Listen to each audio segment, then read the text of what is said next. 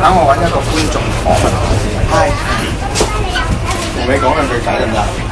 你個 friend 可能會傾下偈先。喂 ，Hello， 你知唔知我係邊個啊？我係詹瑞文啊！我係詹瑞文啊！你問下你個 friend 信唔信先？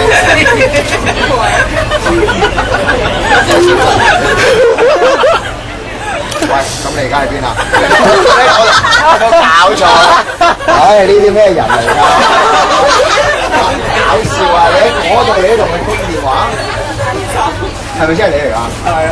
哇，咁搞笑嘅你，點解你會？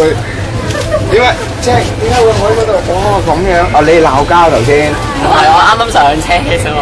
即係啱啱撞到你約到嘅。係。咁不如我喺呢度訪問埋你啦。嚇！我想問下你有冇睇過？你有冇睇過《男人之父》啊？冇。你有冇聽過《男人之父》？你聽咗點解唔買飛？買唔到飛。你有冇真係去買先？我揾人幫我買。哦，你啲 friend 呃你。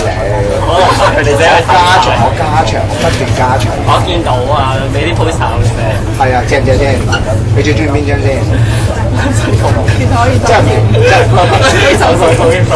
你哋唔係嗰啲心連心嚟嘅咩？心連心嗰啲唔使錢㗎嘛。用晒咪要咯。OK，咁 cut 咗先。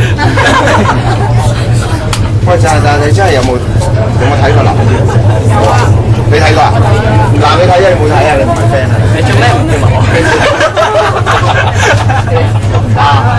真係啊！我今次嚟沙田啊，你一定要嚟睇下 ，OK？